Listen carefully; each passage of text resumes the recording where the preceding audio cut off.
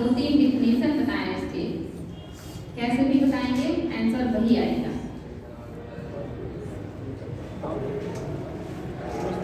जब अर्थव्यवस्था में मुद्रा का मूल्य गिर जाए और मुद्रा का मूल्य गिर जाए, वस्तुएं सेवाएं महंगी हो जाए, या वस्तुओं के कच्चे माल महंगे हो जाए, या आयात निर्यात महंगे हो जाए, आयातित वस्तुएं महंगी हो जाए, ये सब चीजें आयातित मुद्रास्फीति, ये सब चीजें मुद्रास्फीति, ये सब।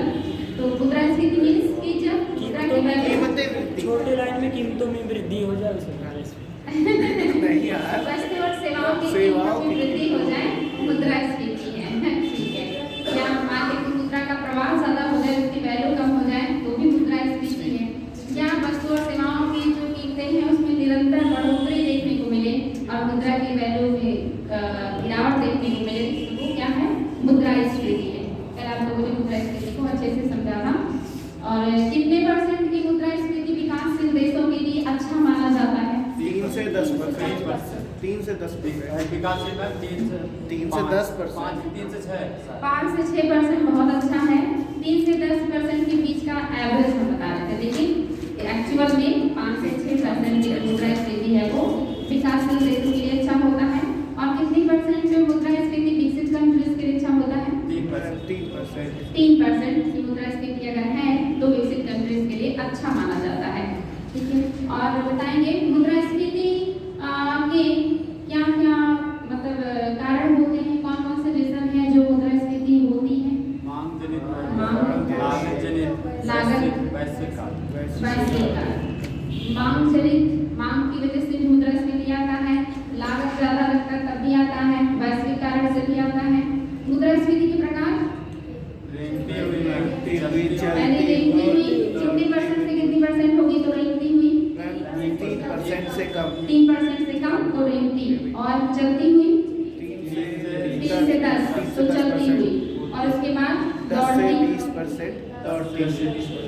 और 20 से अधिक तो कूदती हुई। और अति मुद्रास्फीति जब 20 से जब आपकी 3 अंक से ज्यादा हो गए, जितनी निश्चित आय वाली चीजें हैं, जब इनकी जो वैल्यू होती है वो बिल्कुल नगण्य हो जाए, तब वो क्या हो जाता है? आपका अति मुद्रास्फीति होता है। जैसे कब आया था? 1920 के दशक में कहाँ आया था? जर्मनी में। और इसके बाद में 2000 में शायद वहाँ जिम्बाब्वे। और 2017 में 16-17 में वेनेजुएला में अति मुद्रास्फीति देखने को मिला था। ठीक। कोर मुद्रास्फीति क्या है? आरबीआई के अकॉर्डिंग कोर मुद्रास्फीति आरबीआई किसे कहता है? कोर मुद्रास्फीति आरबीआई के अकॉर्डिंग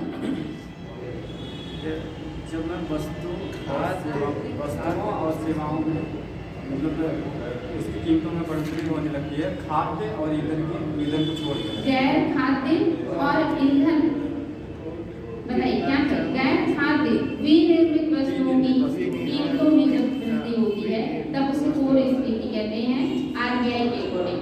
लेकिन एक्सटन महोदय ने मुद्रास्फीति को कितने भागों में बांटा है? 2। अस्थायी और अस्थायी। अस्थायी मुद्रास्फीति कब आती है?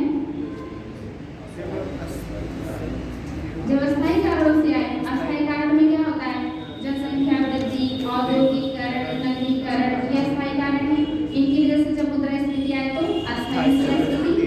और जब अस्थायी कारणों से मुद्रास्फीति आए, जैसे जलवायु में समस्या, मानसून में समस्या, इस तरह की प्राकृतिक जो समस्याएं होती हैं जो अस्थायी होती हैं, इनकी वजह से जब आता है तब अस्थायी मुद्रास्फीति होता है। ये किसने कहा था? एंस्टन महोदय ने कहा था। हेडलाइन मुद्रास्फीति क्या था? हेडलाइन मुद्रास्फीति सूचकांक में समग्र मासिक आधार पर वस्तुओं और सेवाओं की मुद्रास्फीति की गणना की जाती है। बहुत अच्छे। यानी कि थोक मूल्य सूचकांक का जब हम मासिक आधार पर गणना करते हैं, उनमें जो वस्तुओं और सेवाओं में जो मूल्य वृद्धि होती है मासिक आधार पर, उसी को हम हेडलाइन मुद्रास्फीति कहते हैं। नेक्स्ट था आपका आयातित, तो आप सभी को पता है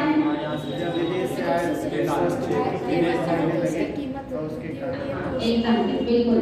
और छिपी हुई जब पैसा उतना ही लगे लेकिन गुणवत्ता कम। हाँ, जब किसी वस्तु की जो कीमत है वो लंबे समय तक उतना ही बना रहे, लेकिन वो वस्तु की वजन, गुणवत्ता, क्वांटिटी, क्वालिटी में क्या हो जाए, कमी आ जाए, तब यहाँ का कैसा हो जाता है, छिपी हुई मुद्रास्फीति होती है। बिल्कुल सही, ओके।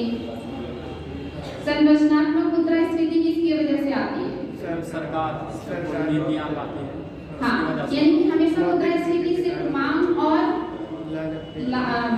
पूर्ति की वजह से ही नहीं आती, कभी कभी गवर्नमेंट की नीतियों की वजह से भी आती है। जब लंबे समय तक जो सस्ती मौद्रिक नीति अपना दे, चाहे गवर्नर करे, मतलब आरबीआई करे या गवर्नमेंट करे, या बहुत सस्ते दरों में वो लोन दे, तब भी अगर ऐसे काम करते हैं या सरकार बहुत ज़्यादा खर्चा करे, व्यय करे, यानी कि बहुत सारी योजनाएं लेकर के आए, लोगों को रोजगार मिले, उनके पास पैसे आए, तो इससे भी क्या होता है, मुद्रास्फीति आती है। और इस तरह की मुद्रास्फीति को क्या कहते हैं? संरचनात्मक मुद्रास्फीति कहते हैं। ओके, तो आज आपको देखना है खाद्य मुद्रास्फीति। हेडिंग कीजिएगा खाद्य मुद्रास्फीति, फूड इन्फ्लेशन। खाद्य मुद्रास्फीति, इसमें नोट कीजिएगा उपभोक्ता मूल्य सूचकांक या सामान्य मुद्रास्फीति। उपभोक्ता मूल्य सूचकांक या सामान्य मुद्रास्फीति। उपभोक्ता मूल्य सूचकांक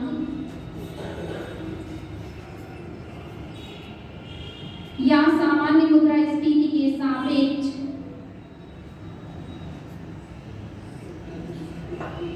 अनिवार्य खाद्य पदार्थों के थोक मूल्य सूचकांक के सापेक्ष अनिवार्य खाद्य पदार्थों के थोक मूल्य सूचकांक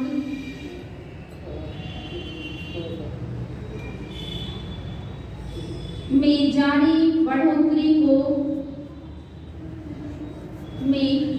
बढ़ोतरी को खाद्य मुद्रास्फीति कहते हैं। में जारी बढ़ोतरी को खाद्य मुद्रास्फीति कहते हैं।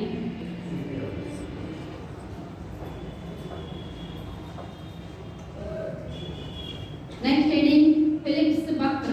एग्जाम में आया है क्वेश्चन, फिलिप्स वक्र। फिलिप्स वक्र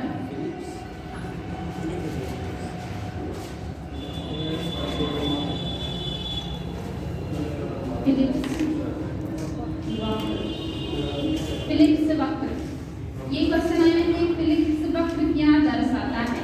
तो फिलिप्स वक्र दर्शाता है कि अगर सरकार रोजगार का सृजन करती है, यानी कि अगर सरकार बेरोजगारी समाप्त करना चाहती है तो इसके लिए रोजगार का सृजन करना पड़ेगा।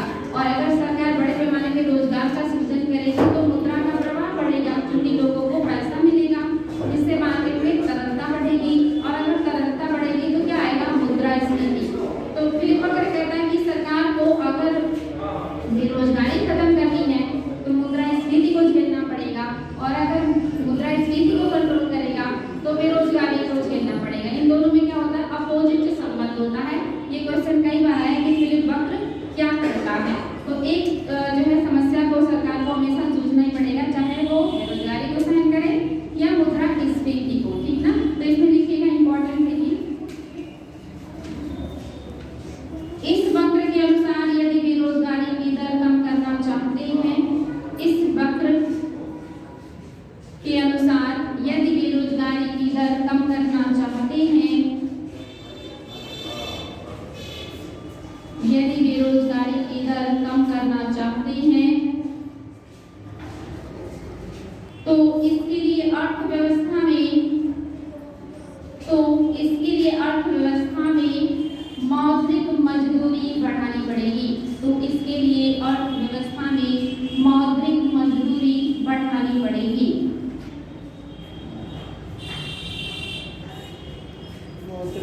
मजदूरी बढ़ानी पड़ेगी या बढ़ानी होगी।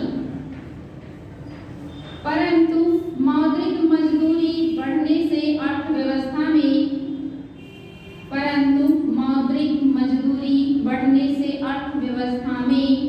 तरलता बढ़ेगी। परंतु मौद्रिक मजदूरी बढ़ने से अर्थव्यवस्था में तरलता बढ़ेगी,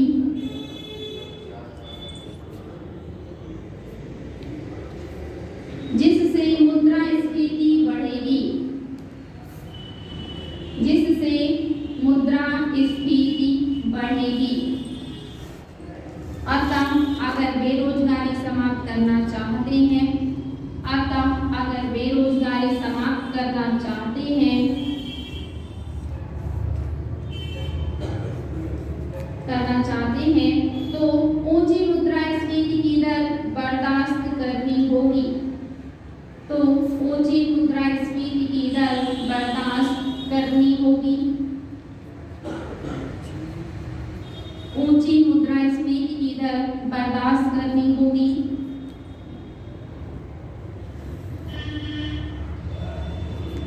और यदि मुद्रास्फीति की दर को कम करना चाहते हैं तो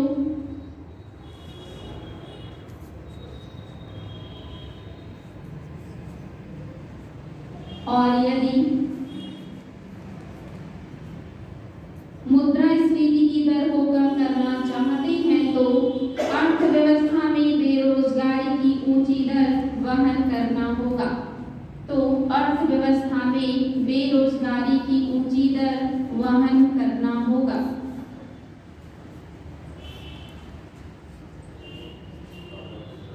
ऊंची दर वहन करना होगा। अर्थव्यवस्था में बेरोजगारी की ऊंची दर वहन करना होगा।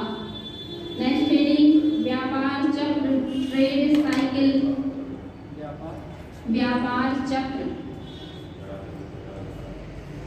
व्यापार चक्र, ट्रेड साइकिल। व्यापार चक्र जिसे इंग्लिश में कहेंगे ट्रेड साइकिल।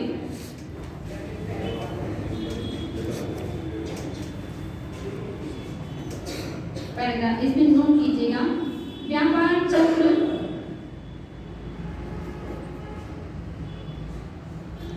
मंदी और उछाल के बीच, मंदी और उछाल के बीच आर्थिक गतिविधियों के स्तर में, मंदी और उछाल के बीच आर्थिक गतिविधियों के उतार चढ़ाव को कहते हैं। मंदी और उछाल के बीच आर्थिक गतिविधियों के उतार चढ़ाव को कहते हैं।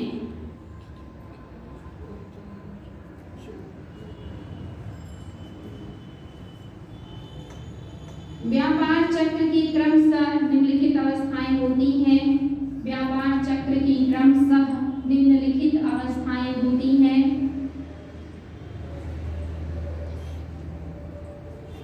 पहली अवस्था है तेजी ऑब्लिक समृद्धि। व्यापार चक्र में पहली अवस्था है तेजी ऑब्लिक समृद्धि। तेजी कहिए या समृद्धि कहिए, ये व्यापार में पहली अवस्था आती है तेजी या समृद्धि की। दूसरा अवस्था है इसमें सुस्ती ऑब्लिक स्लो डाउन। दूसरी अवस्था है सुस्ती ऑब्लिक स्लो डाउन। दूसरी अवस्था आती है सुस्ती या स्लो डाउन की। तीसरी अवस्था आती है अवसाद ऑब्लिक मंदी। तीसरी अवस्था आती है अवसाद ऑब्लिक मंदी। अवसाद ऑब्लिक मंदी। एंड नेक्स्ट गर्द। नेक्स्ट जो अवस्था आती है गर्द। और इसके बाद आएगा जो अवस्था वो है सुधार ऑब्लिक पुनरुत्थान।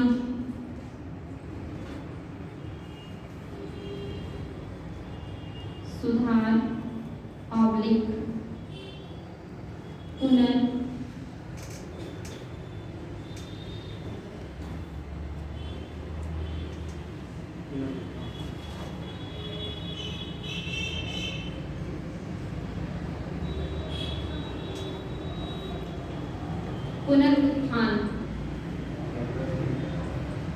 और लास्ट में उछाल।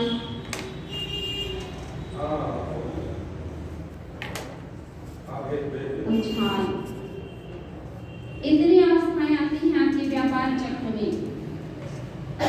कभी तेजी या समृद्धि का दौर होगा, उसके बाद सुस्ती या स्लो डाउन आएगा, उसके बाद अवसाद या मंदी भी कह सकते हैं, उसके बाद गर्द आता है, फिर सुधार होता है जिसे हम पुनरुत्थान भी कह सकते हैं। इसके बाद फिर क्या होता है उछाल की अवस्था आती है।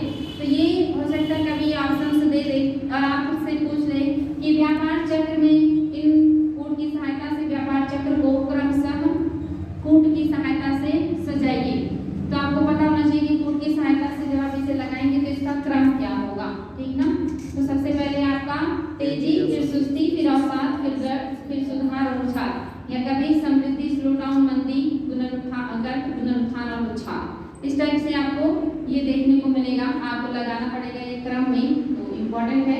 अब हेडिंग कीजिएगा तेजी ऑब्लिक समृद्धि। तेजी ऑब्लिक समृद्धि इंग्लिश होगा पीक ऑब्लिक ग्रोथ। तेजी ऑब्लिक समृद्धि का इंग्लिश है पीक ऑब्लिक ग्रोथ। नोट कीजिएगा, जब अर्थव्यवस्था में आर्थिक गतिविधियों के कमजोर हो जाने के कारण, जब अर्थव्यवस्था में आर्थिक गतिविधियों के कमजोर हो जाने के कारण, जब अर्थव्यवस्था में आर्थिक गतिविधियों के कमजोर हो जाने के कारण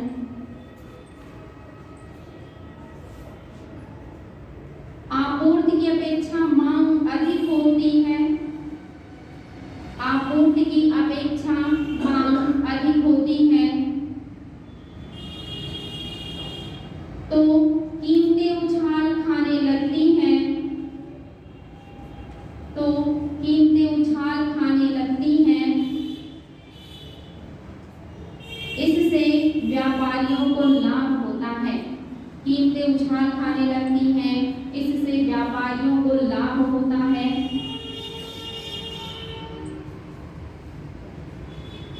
जो उन्हें और अधिक नए निवेश करने के लिए प्रेरित करता है, जो उन्हें और अधिक निवेश करने के लिए प्रेरित करता है, जो उन्हें और अधिक निवेश करने के लिए प्रेरित करता है। निवेश बढ़ने से रोजगार के नए नए अवसर सृजित होते हैं। निवेश करने से रोजगार के नए नए अवसर सृजित होते हैं। निवेश बढ़ने से या करने से रोजगार के नए नए अवसर सृजित होते हैं, जिससे एक और गरीबी एवं बेरोजगारी मिटती है। नए नए रोजगार सृजन होते हैं, जिससे एक और गरीबी और बेरोजगारी मिटती है। नए नए रोजगार सृजन होते हैं, जिससे एक और गरीबी और बेरोजगारी मिटती है। तो दूसरी ओर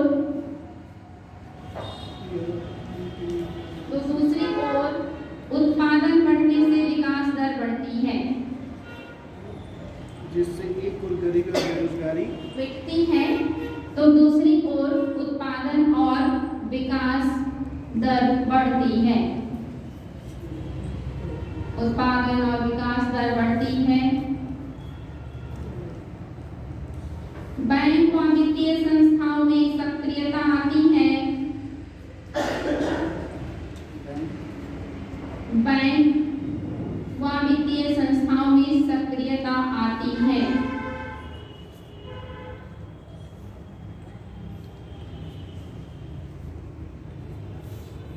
और तेजी डैश मंदी का सबसे प्रमुख सूचक माना जाने वाला, और तेजी डैश मंदी का सबसे प्रमुख सूचक माना जाने वाला शेयर बाजार, माना जाने वाला शेयर बाजार। तेजी मंदी का सबसे प्रमुख सूचक माना जाने वाला शेयर बाजार उछाल खाता है।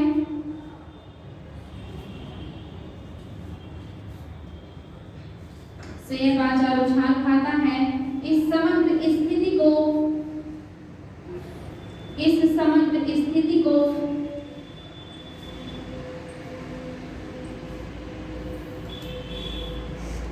तेजी की अवस्था कहते हैं। इस समग्र स्थिति को तेजी की अवस्था कहते हैं।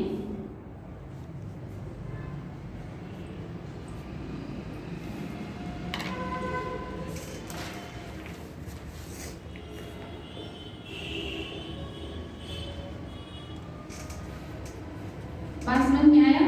अर्थव्यवस्था में तेजी या समृद्धि की अवस्था किसे कहेंगे? जब वस्तु और सेवाओं का डिमांड बढ़े, जिसकी वजह से उनकी कीमतें बढ़े, कीमतें बढ़ने की वजह से व्यापारियों को लाभ हो, और जब उन्हें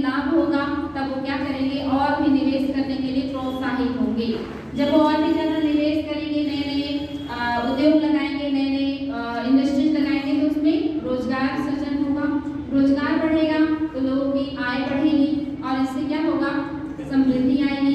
और जब ऐसी चीजें बढ़ती हैं तो इसका मतलब बेरोजगारी खत्म हो रहा है, गरीबी खत्म हो रहा है, दूसरी तरफ उत्पादन भी हो रहा है और समृद्धि आ रही, विकास हो रहा है। साथ ही जो बैंकिंग और वित्तीय संस्थाएं हैं वो सक्रिय हो रही हैं, शेयर बाजार भी जो है यहाँ भी तेजी देखने को मिलता है। अगर ये सारी कंडीशन आपको देखने को मिल रहे हैं, इसका मतलब अर्थव्यवस्था में कौन सी स्थिति चल रही है, तेजी या समृद्धि की, पीक की या ग्रोथ की अवस्था है ये, ठीक ना।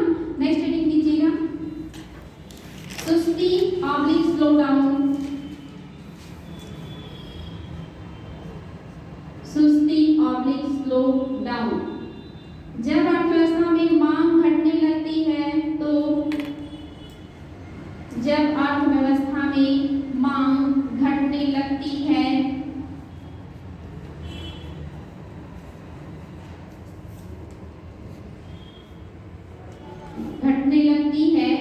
इस दौरान मुद्रास्फीति, एक मिनट, मांग घटने लगती है तो इससे उत्पादन सहित कीमतें घटने लगती हैं, इससे उत्पादन सहित कीमतें घटने लगती हैं। मांग घटने लगती है तो इससे उत्पादन सहित कीमतें घटने लगती हैं। इस दौरान मुद्रास्फीति नीचे की ओर जाती है। इस दौरान मुद्रास्फीति नीचे की ओर जाती है तथा बेरोजगारी दर बढ़ती है।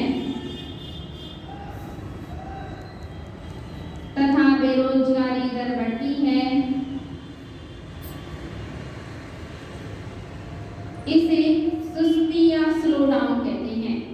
इसे सुस्ती या स्लो डाउन कहते हैं।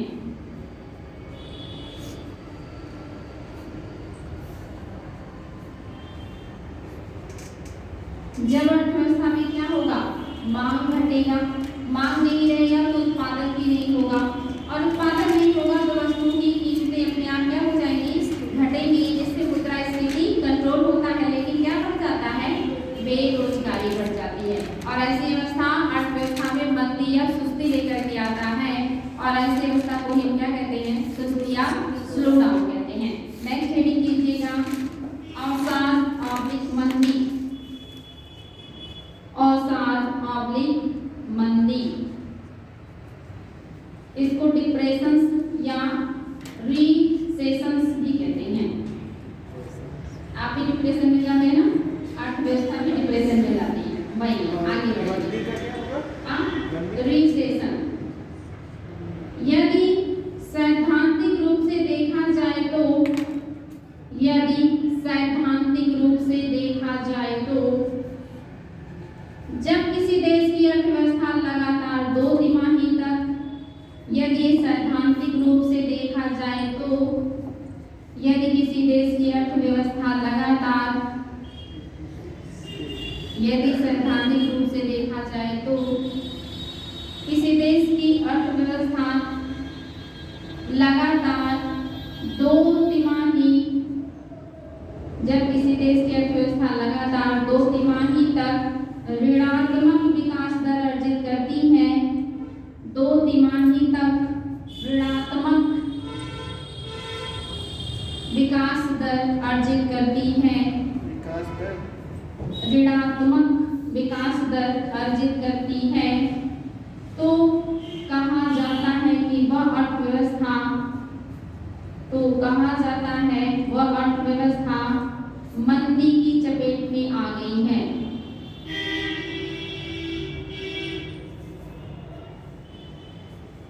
मंदी की चपेट में आ गई है।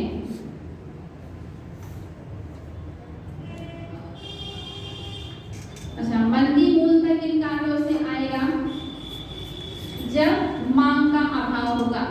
जब डिमांड नहीं होगा तो क्या होगा, सप्लाई नहीं होगा, डिमांड नहीं होगा तो उत्पादन नहीं होगा, उत्पादन नहीं होगा तो लोगों को रोजगार नहीं मिलेगा, रोजगार नहीं मिलेगा तो अर्थव्यवस्था में तरलता नहीं आएगी। तो अगर ये सब समस्याएं होंगी तो क्या होगा, वो स्थिति मंदी की अवस्था होती है। यानी कि अगर अर्थव्यवस्था में मंदी है, इसका मतलब डिमांड नहीं हो रहा है। डिमांड जब होगा तभी उत्पादन होगा, और तभी उसकी सप्लाई होगी, तभी निवेश होगा, और तभी लोगों को रोजगार मिलेगा और समृद्धि आएगी, गरीबी दूर होगी।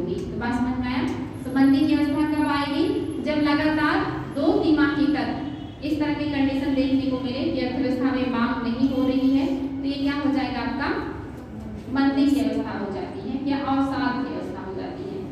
इस समय क्या होगा, ऋणात्मक विकास दर देखने को मिलेगा।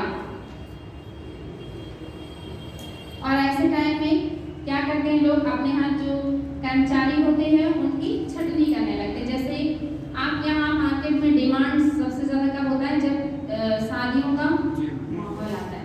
ऐसे टाइम में हर कोई मार्केटिंग के लिए जाता है तो उस समय बहुत सारे वर्कर्स की डिमांड होती है। तो बहुत सारे जो बड़े बड़े दुकान वाले हैं, शॉप वाले हैं, वो बहुत सारे वर्कर्स को रख लेते हैं काम पर।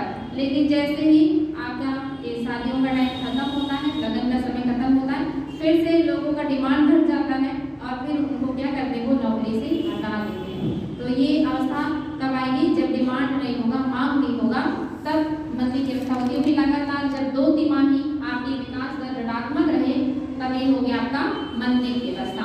नेक्स्ट है गर्भ।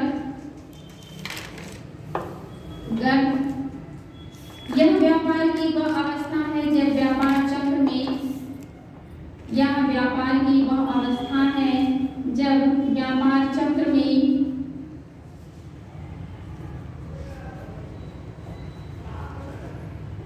विभिन्न राजकोषीय और मौद्रिक उपायों के द्वारा,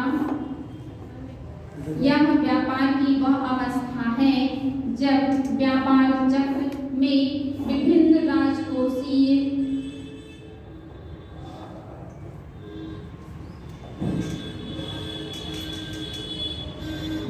राजकोषीय और मौद्रिक उपायों के द्वारा, मौद्रिक उपायों के द्वारा व्यापार गतिविधि में जारी गिरावट को,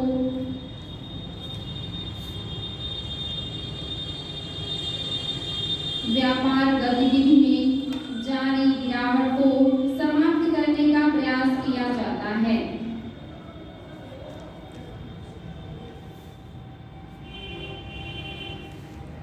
समाप्त करने का प्रयास किया जाता है।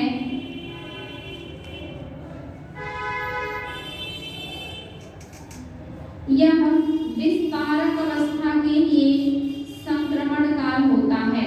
यह विस्तारक अवस्था के लिए संक्रमण काल होता है। यह विस्तारक मतलब विस्तारवादी अवस्था के लिए संक्रमण का काल होता है। 2 कालों के बीच के काल को क्या कहते हैं, संक्रमण का काल। जब 2 अपोजिट काल के बीच कोई आता है जिसमें दोनों की क्वालिटीज होते हैं तो क्या हो जाता है, संक्रमण का काल हो जाता है। तो ये अवस्था है जब सरकार RBI मौद्रिक नीति, राजकोषीय नीति बनाकर के स्थिति को मतलब संभालने का प्रयास कर रहे होते हैं, उसी अवस्था को क्या कहा जाता है, और क्या नाम है इसका, गर्भ की अवस्था। नेक्स्ट हेडिंग सुधार ऑब्लिक पुनरुत्थान। सुधार ऑब्लिक पुनरुत्थान। मंदी से तेजी की ओर जाने की अवस्था को सुधार कहते हैं। मंदी से तेजी की ओर जाने की अवस्था को सुधार कहते हैं।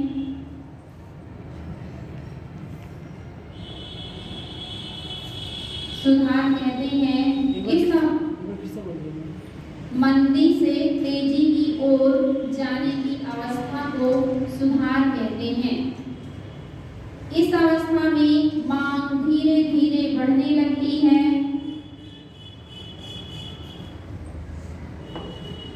मांग धीरे धीरे बढ़ने लगती है। मांग बढ़ने से उत्पादन और मुद्रास्फीति, मांग धीरे धीरे बढ़ने लगती है।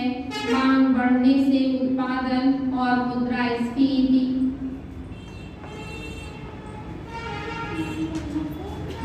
मांग बढ़ने से उत्पादन और मुद्रास्फीति में वृद्धि होती है।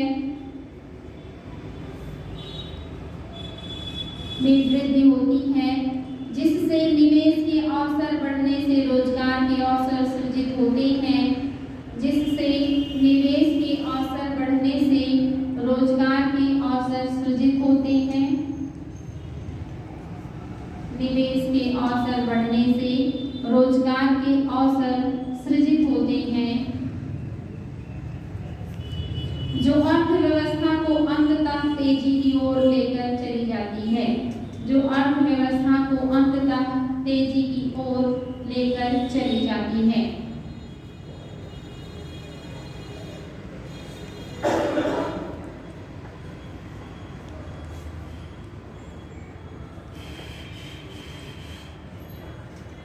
मंदी से तेजी की ओर धीरे धीरे जो बढ़ते हैं उसी अवस्था को क्या कहते हैं? सुधार की अवस्था कहते हैं। इस अवस्था में मांग क्रिएट होता है, मांग बढ़ता है, जिससे उत्पादन और क्या बढ़ेगा? रोजगार बढ़ेगा, साथ ही क्या बढ़ेगा? मुद्रास्फीति बढ़ेगा। लेकिन इसके साथ ही समृद्धि और विकास भी बढ़ता है, क्योंकि आर्थिक गतिविधियां तेज हो जाती हैं। लास्ट है आपका उछाल। उछाल को इंग्लिश में बूम कहते हैं। Boom, BOOM, boom. उछाल, व्यापार चक्र में उछाल की अवस्था सुधार अवस्था की ही व्यापार चक्र में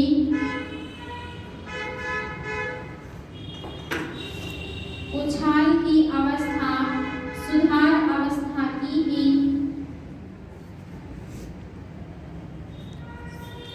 सुधार अवस्था की ही अनुगामी है।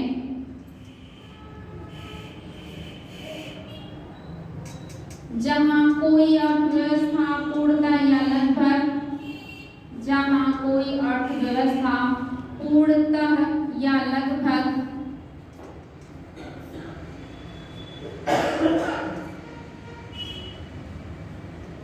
पूर्णतः या लगभग पूरी क्षमता से आर्थिक गतिविधियों को तेजी प्रदान करती है, पूरी क्षमता से आर्थिक गतिविधियों को तेजी प्रदान करती है।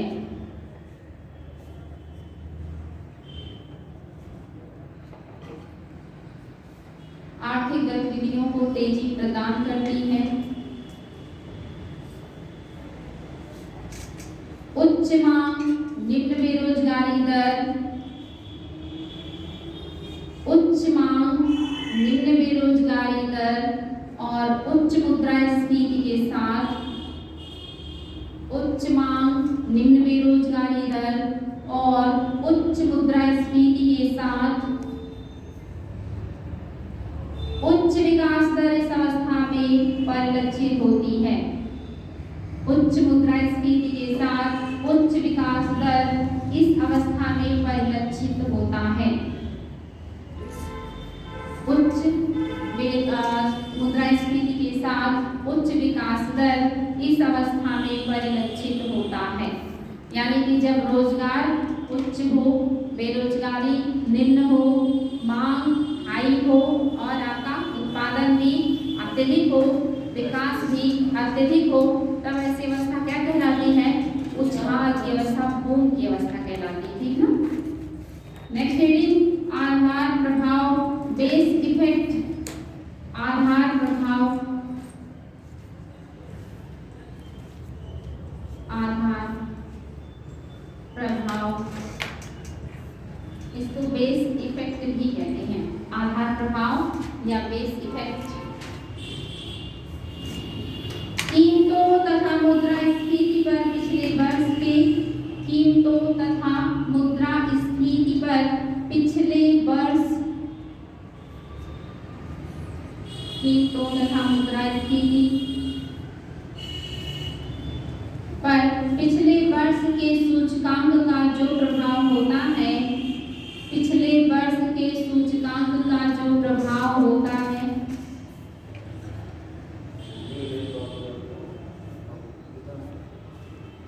सूचकांक का जो प्रभाव होता है उसे आधार प्रभाव कहा जाता है। उसे आधार प्रभाव कहा जाता है। अर्थात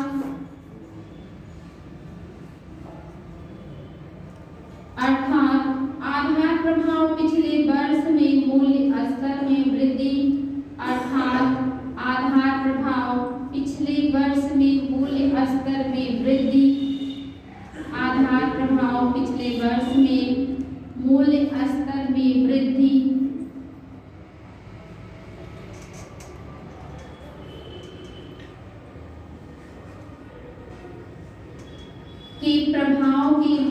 मुकाबले वर्तमान वर्ष में मूल्य स्तर में वृद्धि के प्रभाव के मुकाबले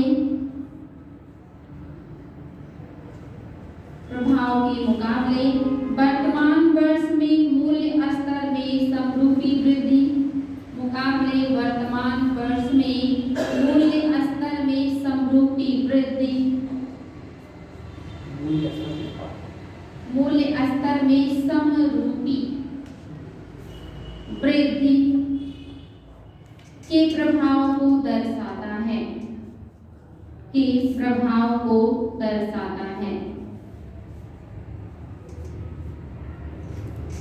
बात समझ में आया? यानी कि ऐसा वर्ष जब उत्पादन ठीक ठाक हो, अर्थव्यवस्था ठीक ठाक हो, उस वर्ष में कितनी मुद्रास्फीति है उससे आने वाले वर्ष का हम क्या करते हैं, कंपेयर करते हैं कि उस वर्ष में कितनी मुद्रास्फीति थी, वर्तमान में कितनी मुद्रास्फीति बढ़ी है। इसी को हम क्या कहते हैं, आधार प्रभाव। और आधार प्रभाव निकालने के लिए हम एक बेस ईयर बनाते हैं। जैसे अभी आपका 2011-12 बेस ईयर है या आधार प्रभाव है मुद्रास्फीति निकालने का।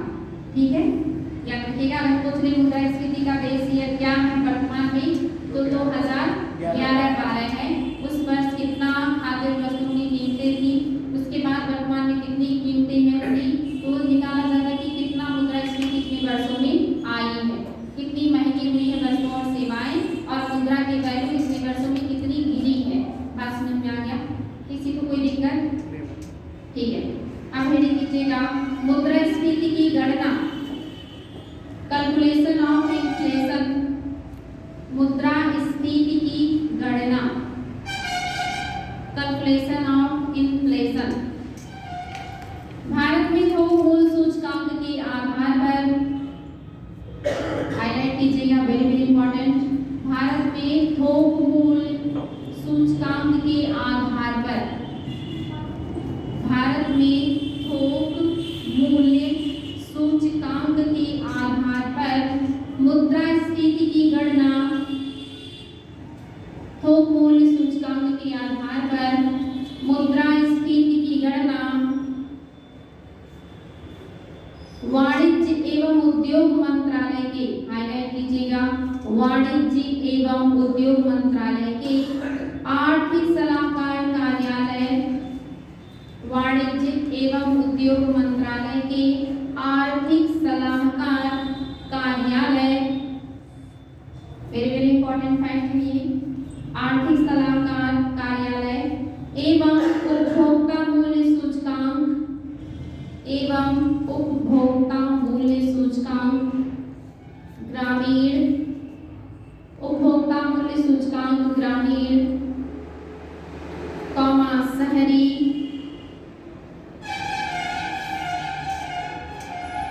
उपभोक्ता मूल्य सूचकांक ग्रामीण, शहरी व संयुक्त की गणना, केंद्रीय सांख्यिकी कार्यालय, केंद्रीय सांख्यिकी कार्यालय, केंद्रीय सांख्यिकी कार्यालय, सांख्यिकी और कार्यक्रम कार्यान्वयन मंत्रालय, सांख्यिकी और कार्यक्रम कार्यान्वयन मंत्रालय द्वारा की जाती है। सांख्यिकी और कार्यक्रम कार्यान्वयन मंत्रालय द्वारा की जाती है।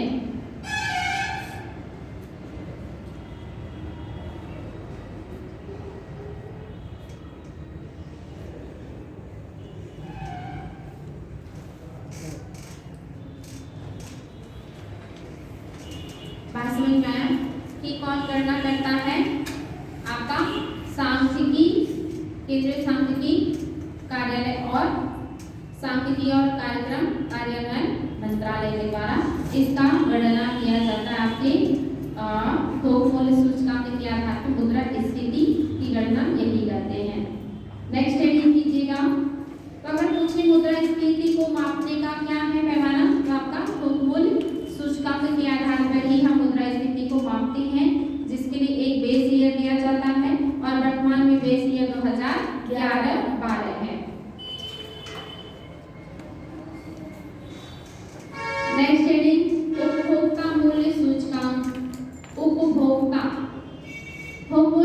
सूचकांक को होलसेल प्राइस इंडेक्स कहते हैं और उपभोक्ता मूल्य सूचकांक को कंज्यूमर प्राइस इंडेक्स कहते हैं। उपभोक्ता मूल्य सूचकांक,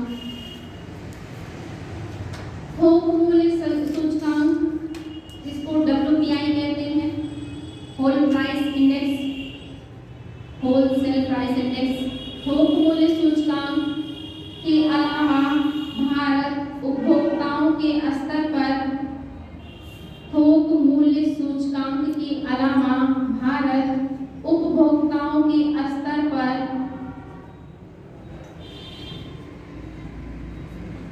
लोगों के द्वारा प्रतिदिन उपयोग में लाई जाने वाली, उपभोक्ताओं के स्तर पर लोगों के द्वारा प्रतिदिन उपयोग में लाई जाने वाली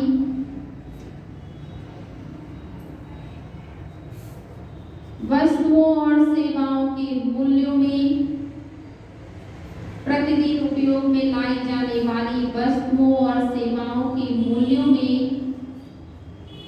होने वाली वृद्धि, प्रतिदिन उपयोग में लाई जाने वाली वस्तुओं और सेवाओं के मूल्य में होने वाली वृद्धि और अर्थात मुद्रास्फीति की गणना करता है, अर्थात मुद्रास्फीति की गणना करता है।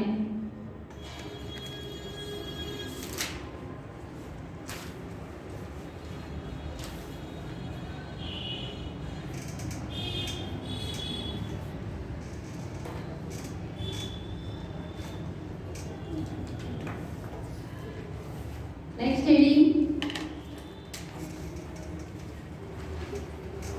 जीडीपी अपस्फीति कारक, जीडीपी अपस्फीति कारक, जीडीपी अपस्फीति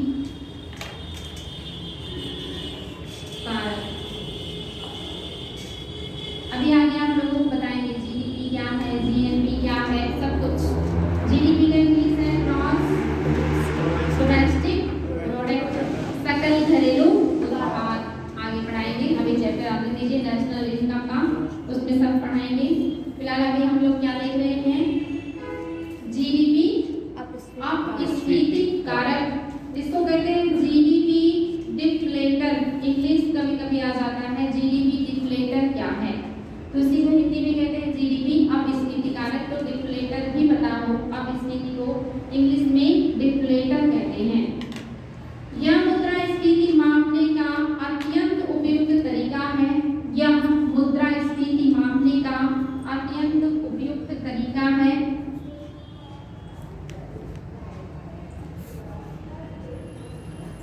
अत्यंत उपयुक्त तरीका है क्योंकि इसमें किसी अर्थव्यवस्था के किसी वर्ष में, क्योंकि इसमें किसी अर्थव्यवस्था के किसी वर्ष में, किसी अर्थव्यवस्था के किसी वर्ष में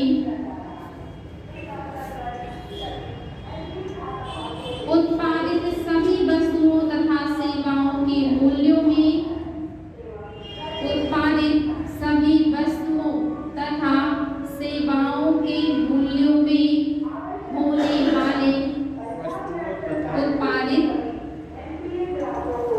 सभी वस्तुओं तथा सेवाओं के मूल्यों में परिवर्तन को लिया जाता है। सभी वस्तुओं तथा सेवाओं के मूल्यों में परिवर्तन को लिया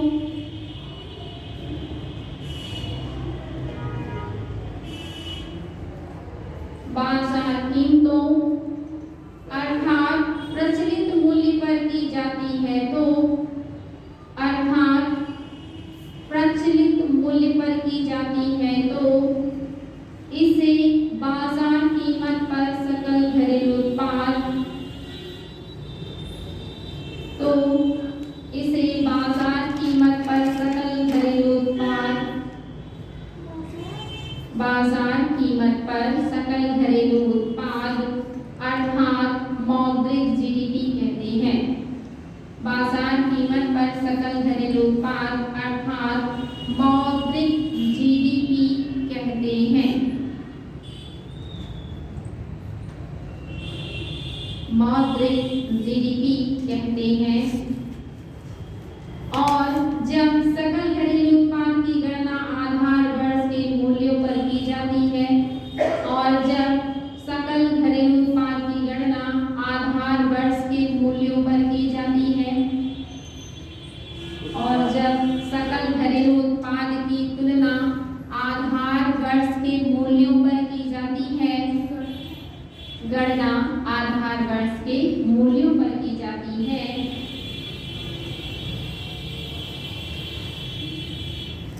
तो इसे स्थिर मूल्यों पर जीडीपी अर्थात स्थिर मूल्यों पर जीडीपी अर्थात वास्तविक जीडीपी कहते हैं। तो इसे स्थिर मूल्यों पर जीडीपी अर्थात वास्तविक जीडीपी कहते हैं।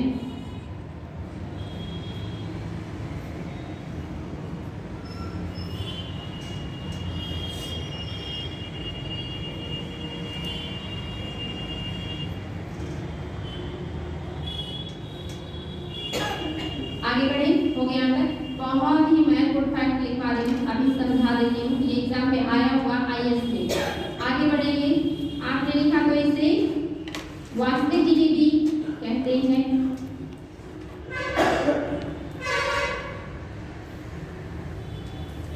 जब हम किसी आधार वर्ष के स्थिर मूल्यों पर जब हम किसी आधार वर्ष के स्थिर मूल्यों पर जीडीपी की गणना करते हैं, जब हम किसी आधार वर्ष के स्थिर मूल्यों पर जीडीपी की गणना करते हैं,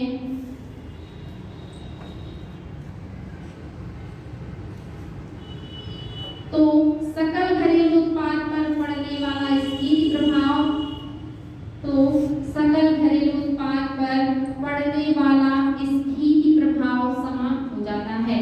तो सकल घरेलू उत्पाद पर पड़ने वाला स्थिति प्रभाव समाप्त हो जाता है। स्थिति प्रभाव समाप्त हो जाता है। मौद्रिक जीडीपी में वृद्धि तथा वास्तविक जीडीपी की वृद्धि का अंतर। मौद्रिक जीडीपी में वृद्धि तथा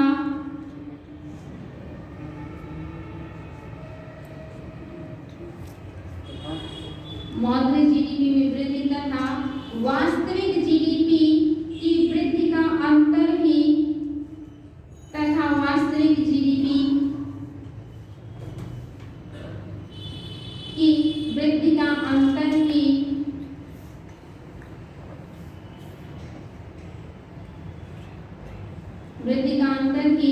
जीडीपी की कीमत में वृद्धि है। अंतर ही जीडीपी की कीमत में वृद्धि है और इसे ही जीडीपी डिफ्लेटर कहते हैं।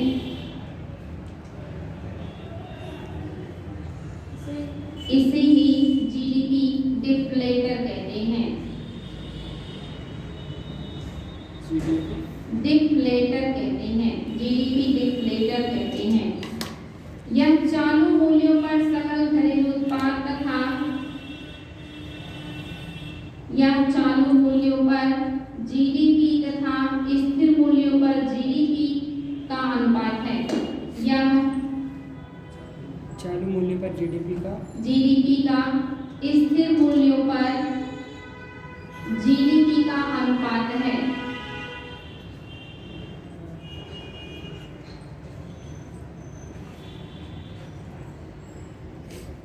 जीडीपी डिफ्लेटर ये क्या है? चालू मूल्य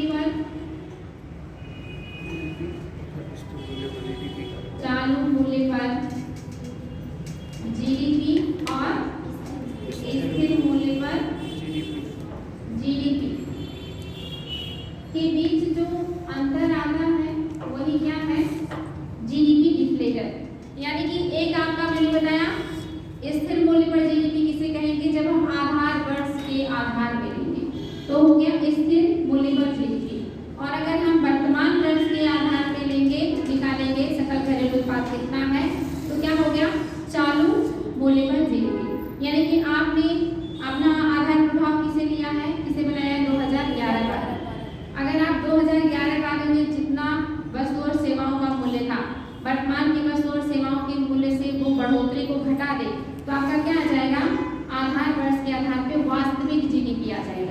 लेकिन अगर आप आधार वर्ष के बाद जितना परिवर्तन आया वर्तमान में आज जितनी वस्तु और सेवाओं की महंगाई है उसकी गणना करके अगर आप सकल घरेलू उत्पाद को निकालेंगे तो कैसा हो गया वो मौद्रिक जीडीपी। वास्तविक जीडीपी कौन होगा? जो आप आधार वर्ष के आधार पर निकालेंगे और जो आप वर्तमान के मौद्रिक मूल्य के आधार पर निकालेंगे वो मौद्रिक। अब उस आधार वर्ष के आधार पे जितना उत्पादन हुआ है आज का उसकी कीमत कितनी है और आज की कीमत के आधार पे जितना उत्पादन हो उसकी कीमत कितनी है, उन दोनों के में जो अंतर आ रहा है यही क्या हो गया जीडीपी डिफ्लेशन, यानी कि इतना ज्यादा जीडीपी में अब स्फीति आया है। बात समझ में आया? ये आईएएस में क्वेश्चन आया है, तो अगर समझेंगे तो सॉल्व कर लेंगे, अगर नहीं समझेंगे तो बताइए मैं फिर से बताऊँ। किसी बच्चे को ना समझ में आया हो तो पूछ सकते हैं, एक बार रिपीट कर दें। देखिए आधार वर्ष क्या है 2011-12। 2011-12 में वस्तु और सेवाओं की जो कीमतें थी उससे आज में बहुत अंतर आया है ना। लगभग कितने वर्षों का अंतर हो गया आपका? लगभग 10 साल 12 साल हो गया आपके। अभी 10-12 साल में वस्तु और सेवाओं की कीमतों में वृद्धि हुई है, तो इस वर्ष आपके देश में घरेलू सीमा के अंदर वस्तु और सेवाओं का जितना उत्पादन हुआ है उसका मूल्य जब लेंगे और अगर उस मूल्य को में से उतना घटा देंगे जितनी बढ़ोतरी हुई है मूल्य की आधार वर्ष से, तो वास्तविक जीडीपी आएगा, यानी कि जितना 11-12 में था। लेकिन अगर उसे नहीं घटाते हैं वर्तमान मूल्य पर ही अपने सकल घरेलू उत्पाद का वैल्यू निकालते हैं तो ये वर्तमान आपका मौद्रिक जीडीपी आ गया। वो वास्तविक जीडीपी है जो बढ़ोतरी कीमतों में उसको घटाने से आया है, और आज वर्तमान की जो मूल्य है उस पर गणना करेंगे तो मौद्रिक जीडीपी है। तो उस जीडीपी और मौद्रिक जीडीपी, वास्तविक जीडीपी और मौद्रिक जीडीपी के बीच में जो मूल्यों का अंतर है, जितनी बढ़ोतरी हुई उसी को क्या कहेंगे?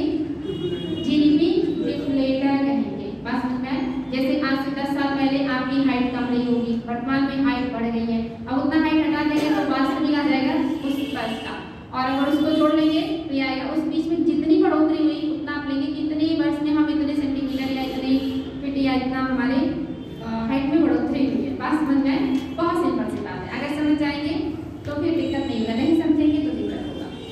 तो ये क्वेश्चन आया है आईएएस में। अब आप लोगों को मैं दिखाऊंगी किस पर से क्वेश्चन आया है, ये टॉपिक समझे हैं तो क्वेश्चन को बहुत आसानी से सॉल्व करेंगे। ठीक, आगे बढ़े। नेक्स्ट हेडिंग, ऊंची मुद्रास्फीति के कारक। ऊंची मुद्रास्फीति के कारण, ऊंची मुद्रास्फीति के कारण causes of high inflation। इसमें पहला हेडिंग मांग आधारित कारक। मांग आधारित कारक, कॉस्ट बेस्ड, मांग आधारित कारक demand based factor. Demand based factor. मांग आधारित कारक में क्या क्या हो सकता है? मांग यदि बढ़ जाए, मांग कब बढ़ता है? पॉपुलेशन जब जनसंख्या वृद्धि होती है। तो मांग आधारित कारक में पहला कारण जनसंख्या वृद्धि। तो ये तो लिखवाना नहीं है आप लोगों को, जनसंख्या वृद्धि होगी, जनसंख्या बढ़ेगा, पॉपुलेशन बढ़ेगा तो मांग बढ़ेगा, और उस हिसाब से डिमांड जो हो रही है अगर हमने उसको सप्लाई नहीं किया तो मुद्रास्फीति आएगी, वस्तु और सेवाओं की कीमतें बढ़ेगी। और हमारे देश में यानी कि इंडिया में मुद्रास्फीति का एक ये बहुत ही बड़ा रीजन है क्योंकि हमारे यहाँ जनसंख्या दिन प्रतिदिन बहुत तेजी से बढ़ रही है, जिसकी वजह से मांग दिन प्रतिदिन बहुत तेजी से बढ़ रहा है। आप अगर आपके मम्मी पापा होंगे उनके टाइम से अभी के टाइम पे ही बहुत ज़्यादा, पहले जब पैसे आना ऐसी चीज़ें चलती थी, आज देखिए रुपए की भी कोई वैल्यू नहीं है। बात समझ में? कितना ज़्यादा मुद्रास्फीति आ गया, और इसके पीछे सबसे बड़ा अगर कारण लें हम सामान्य तो क्या है? जनसंख्या वृद्धि। अगर जनसंख्या वृद्धि इतना ना होती, इतना मांग ना होता, इतनी मांग ना होती तो सप्लाई में इतनी समस्या नहीं आती, उत्पादन में इतनी दिक्कत नहीं होती, इतना नहीं होता। तो भी एक रीजन है। दूसरा और क्या होगा? रोजगार तथा आय में वृद्धि। अगर लोगों का रोजगार बढ़ेगा, आय बढ़ेगा। अगर घर में एक व्यक्ति केवल आपके पिताजी कमाते हैं तो सबकी जरूरतें वही पूरी करते हैं, फिर वो जो भी दिला देते हैं, जितना भी दिला देते हैं उसमें लोगों को अपने आप को सेटिस्फाइड करना पड़ता है। लेकिन अगर घर में हर कोई जॉब करने वाला है तो फिर हर किसी के पास गाड़ियाँ होंगी, हर किसी के पास मोबाइल होगा, हर किसी के पास बहुत तरह तरह के ड्रेसेस होंगे और बहुत सारे सामान। वैसे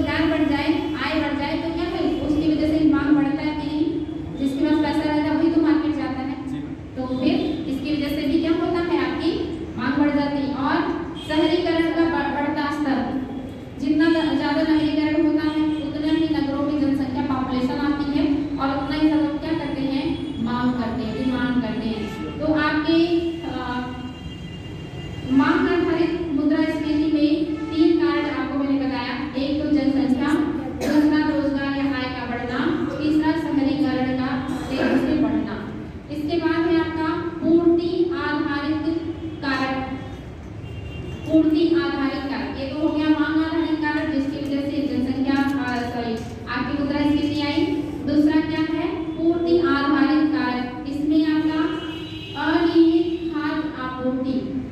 पूर्ति आधारित कारक में पहला क्या है? पूर्ति आधारित कारक, इसमें पहला कारक मैंने क्या बताया आपको? अनियमित खाद्य आपूर्ति। अनियमित खाद्य आपूर्ति, अनियमित खाद्य आपूर्ति, यानी कि जो खाद्य की आपूर्ति है अगर वो नियमित नहीं है, जैसे आप देखिए जब भी कोई समस्या होती है, जैसे अभी आपके ये चल रहा था ना, जब जल चढ़ाने का प्रोग्राम चल रहा था कांवरिया, तो उस समय हाईवेज वगैरह काम थे ना, तो साग सब्जी की सप्लाई क्या हो रही थी? नहीं आ रही थी, तो साग सब्जी महंगी हो गई थी कि नहीं? यानी कि खाद्यान्न तो था लेकिन नियमित रूप से आपूर्ति नहीं हो पा रही थी, जिसकी वजह से वो महंगी हो गई थी। और ये सब अगर लंबे समय तक ये चीजें बनी रह जाए तो ये क्या हो जाती है? मुद्रास्फीति हो जाता है। जैसे कोरोना काल में भी समस्या हो रही थी ना, वस्तु और सेवाएं काफी महंगी हो रही थी। बाद में खुद आगे आकर के प्रशासन को इसको कंट्रोल करने के लिए दिशा निर्देश जारी करना पड़ा था। दूसरा क्या है आपका? औद्योगिक उत्पादन में कमी। अगर औद्योगिक उत्पादन में भी कमी हो जाए तब भी क्या होगा? पूर्ति आधारित होगा। औद्योगिक उत्पादन में कमी, अगर औद्योगिक उत्पादन में कमी होगा तो ये भी कैसा हो गया? पूर्ति आधारित। आप सभी को पता है कि आपकी बहुत सारी जो वस्तुएं हैं वो कहाँ बनते हैं? उद्योगों में बनते हैं। अगर वहाँ पे उत्पादन सही से ना हो, उद्योगों में तालाबंदी शुरू हो जाए, हड़ताल शुरू हो जाए या और कोई दिक्कत हो जाए, कच्चे माल की आपूर्ति बाधित हो जाए या परिवहन ना हो या बिजली ना हो, कोई भी समस्या और उत्पादन ना हो तो भी क्या होगा? स्थिति आएगा कि नहीं? आएगा। नेक्स्ट है आपका आवश्यक वस्तुओं की जमाखोरी। अगर लोग उसका क्या करने लगे? डंप करने लगे। आवश्यक, जैसे टमाटर करते हैं, हाँ, आवश्यक वस्तुओं की जमाखोरी,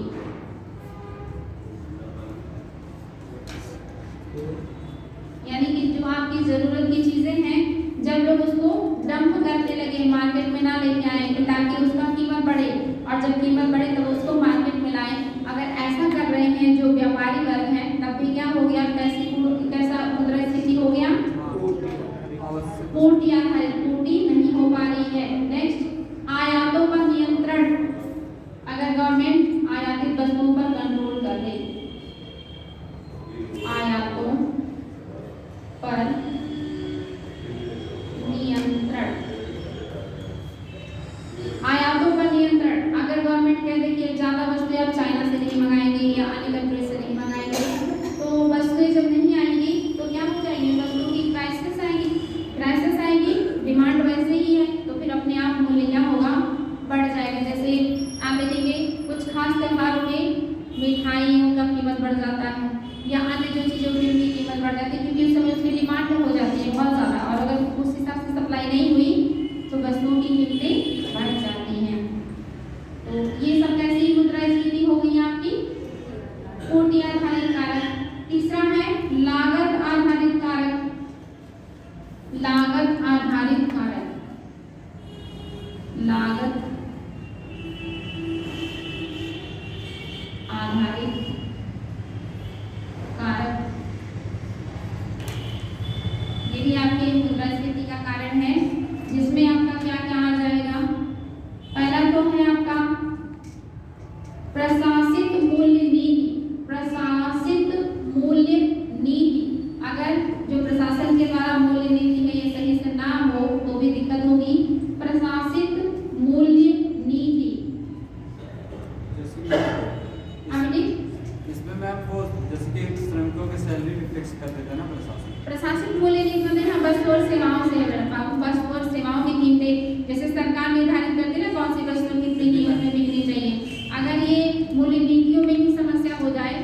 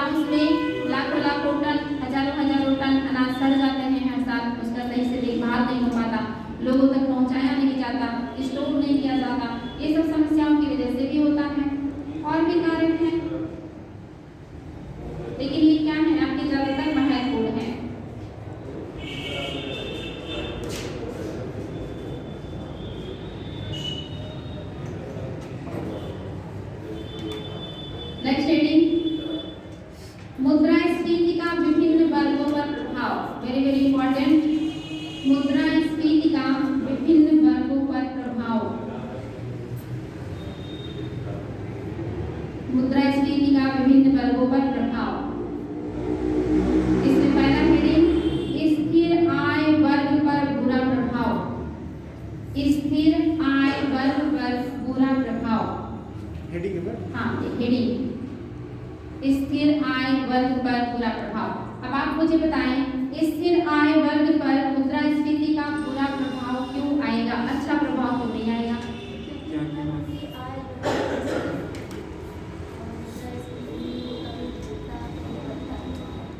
हाँ बताइए, कॉन्फिडेंस के साथ। सही है, आप क्या बता रहे थे बाबू? मैं जैसे कि सैलरी अगर निश्चित रहेगी और वस्तु की कीमतें बढ़ेंगी, मुद्रा की वैल्यू जो वो कमजोर होगी, तो आय निश्चित रहेगी तो भार अधिक पड़ेगा, ये बुरा प्रभाव पड़ेगा। एकदम सही है, यानी कि जब आपका जो सैलरी महीने का 5,000 फिक्स है, 5,000 या 50,000 मान लीजिए फिक्स है, और आप उस 50,000 से अपनी सारी जरूरतें पूरी कर रहे थे, और जरूरतों में आप सभी को पता है सेवाएं प्राप्त करना और वस्तुएं प्राप्त करना, यही मेन उद्देश्य होता है। शादी स्वास्थ्य में सेवाएं आ जाएंगी, वस्तुओं में सारी जरूरत की चीजें। तो अगर ये चीजें महंगी हो जाए, जो आपका खर्चा 50,000 में चल जा रहा था मंथली, अगर ये वस्तुएं और सेवाएं कर जाए महंगी हो जाए, तो क्या आप उस 50,000 में सारी चीजें फिर प्राप्त कर पाएंगे आसानी से? नहीं कर पाएंगे। फिर आपको अपनी जरूरतों, अपनी चीजों में कटौती करना पड़ेगा, और उसके बावजूद भी समस्या का सामना करना पड़ेगा। तो स्थिर आय वर्ग वालों पर पड़ा कि नहीं निगेटिव इम्पैक्ट, बात समझ में आ गया? लिखवाना पड़ेगा क्या? नहीं, ठीक है, समझ गए ना? नेक्स्ट है भुगतान शेष पर प्रतिकूल प्रभाव। भुगतान शेष पर प्रतिकूल प्रभाव।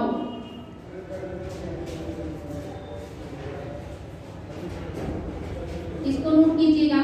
घरेलू अर्थव्यवस्था में मुद्रास्फीति के कारण, घरेलू अर्थव्यवस्था में मुद्रास्फीति के कारण,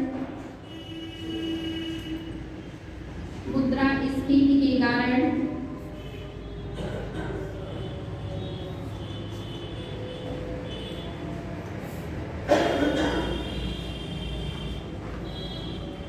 आयात की तुलना में निर्यात महंगे हो जाते हैं।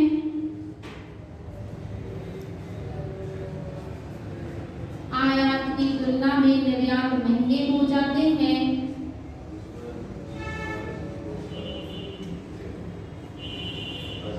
इसके परिणाम स्वरूप भारत तथा उसके व्यापार भागीदार देशों के बीच, इसके परिणाम स्वरूप भारत तथा उसके व्यापार भागीदार देशों के बीच, तथा उसके व्यापार भागीदार देशों के बीच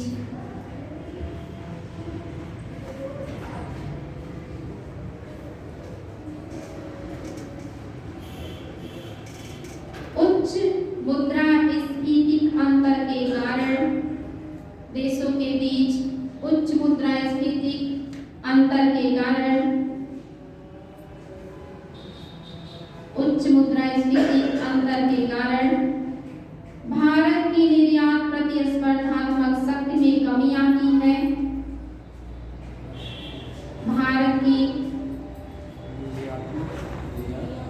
भारत की निर्यात प्रतिस्पर्धात्मक शक्ति में कमी आती है।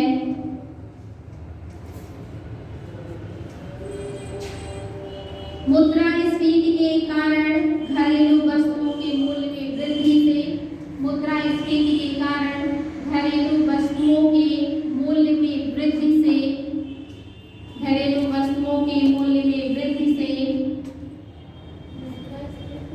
मुद्रास्फीति के कारण घरेलू वस्तुओं के मूल्य में वृद्धि से निर्यात हतोत्साहित होता है। बहुत इंपॉर्टेंट फैक्ट है, कई बार आया है। निर्यात हतोत्साहित होता है तथा आयात में वृद्धि होती है। निर्यात हतोत्साहित होता है तथा आयात में वृद्धि होती है। Very very important. आयात में, हाँ, आयात में वृद्धि होती है। इसके फलस्वरूप व्यापार शेष और भुगतान शेष प्रतिकूल हो जाते हैं।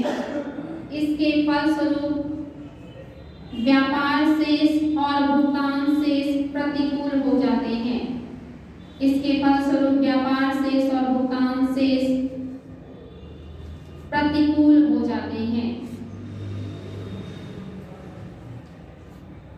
इसके आगे कल देखते हैं। आज थोड़ा इम्पोर्टेंट मैं थोड़ा सा फिर से बोल दी, व्यापार से फिर से बोल दो। व्यापार शेष और भुगतान शेष प्रतिकूल हो जाते हैं।